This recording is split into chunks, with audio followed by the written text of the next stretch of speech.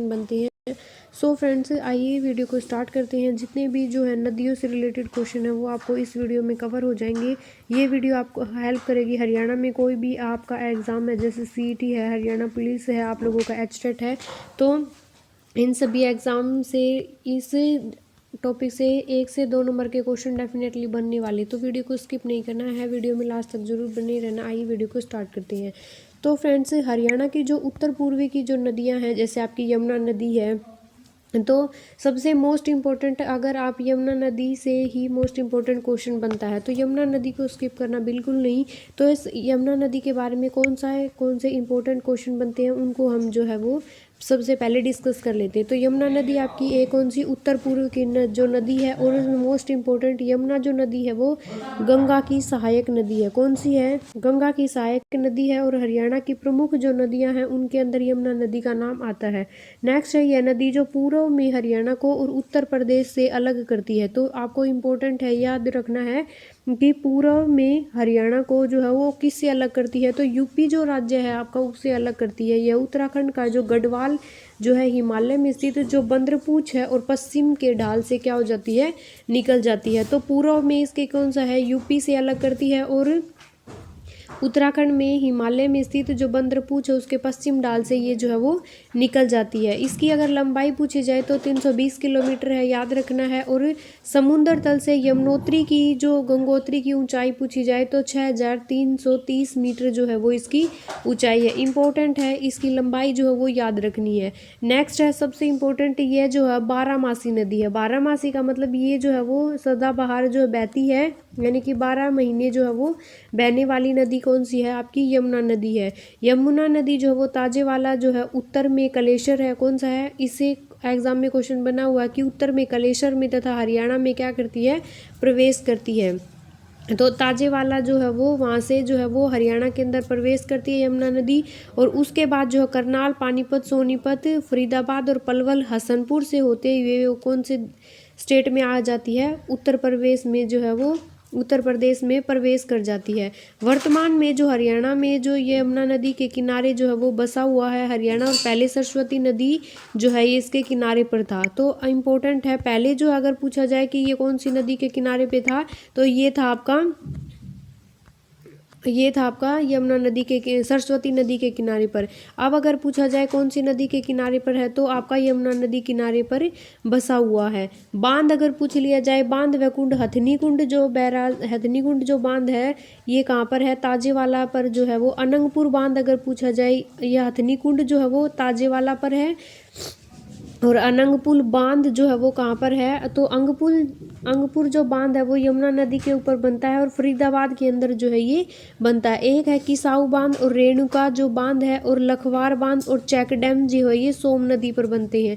तो इम्पोर्टेंट है, एक तो हथनी कुंड जो है वो बैराज है या फिर कुंड है, ताजेवाला में है। अंगपुर बांध है, किसाऊ बांध है, रेणुका बांध है, लखवार बांध और जो है वो चेक डैम, ये कौन सी नदी पर बनते हैं, तो ये आपके बनते हैं यमुना नदी के ऊपर। कौन सी नदी के ऊपर बनते हैं, तो फ्रेंड्स ये बनते हैं यमुना नदी के ऊपर। नेक्स्ट है आपका यमुना नदी इलाहाबाद के पास जो है वो लगभग 555 मील जो है वो 1376 किलोमीटर, यानी कि 555 मील कितनी है, 1376 किलोमीटर के बाद गंगा नदी में जा क्या हो जाती है, जाकर मिल जाती है। और इनका जो संगम है, यानी कि संगम क्या होता है, जब यमुना नदी और गंगा नदी जो है आपस में जो दोनों मिल जाती हैं, तो उस इनके मिलाप को क्या कहा जाता है, संगम जो है वो यहाँ का एक पवित्र जो है स्थान इसको माना जाता है। अब इम्पोर्टेंट है, इसकी सहायक नदियाँ पूछ ली जाए तो सहायक नदियाँ इसकी सोम है, पथराल है, टोंस की जो यमुना की जो सबसे जो बड़ी है वो सहायक नदी जो है वो कहाँ से निकलती है, ये आपकी उत्तराखंड से जो है वो निकलती है। नेक्स्ट है हरियाणा के जो पूर्वी नदियों में एक आती है आपकी घग्गर नदी। इंपॉर्टेंट है, हरियाणा की इसको मौसमी नदी कहा जाता है। यमुना नदी कौन सी है आपकी, बारामासी जो है वो नदी इसको कहा जाता है। घग्गर नदी क्या है आपकी, इम्पोर्टेंट है, और इसको जो है वो मौसमी नदी कहा जाता है, जो कि हिमाचल प्रदेश के शिमला के समीप जो डगसाई जो क्षेत्र है वहाँ से ये निकलती है, और सबसे पहले हरियाणा के कालका में प्रवेश करती है। तो इम्पोर्टेंट है, आपको याद रखना है, ये आपकी निकलती है डगसाई से, हिमाचल प्रदेश से।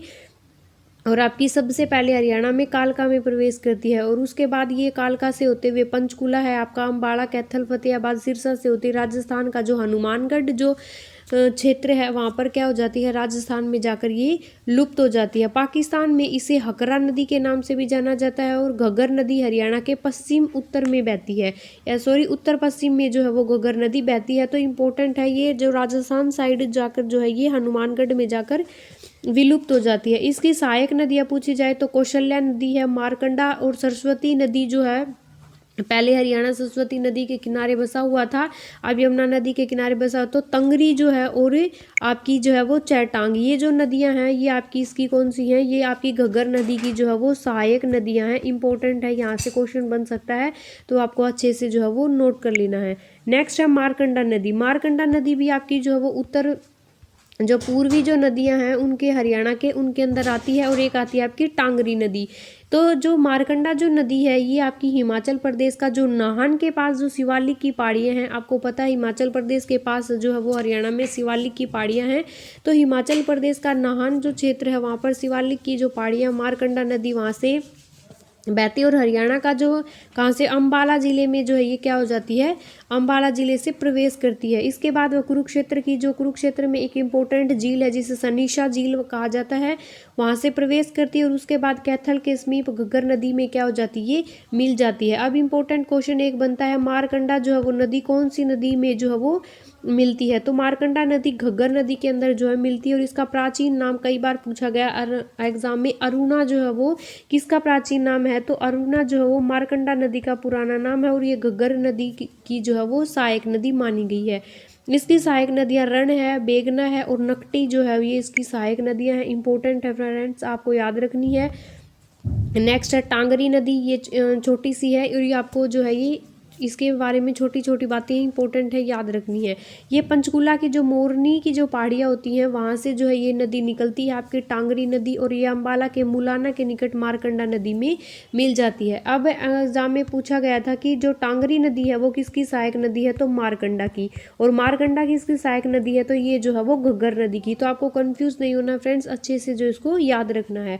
टांगरी नदी की सहायक नदियाँ में और भी पूछा जाए, आमिरी अगर ऑप्शन में है या फिर बलियारी ऑप्शन में है तो ये भी इसकी जो है वो सहायक नदियाँ। पर मोस्ट इंपॉर्टेंट अगर पूछा जाए तो जो टांगरी की है वो मारकंडा जो है वो सहायक नदियों के अंदर आती है।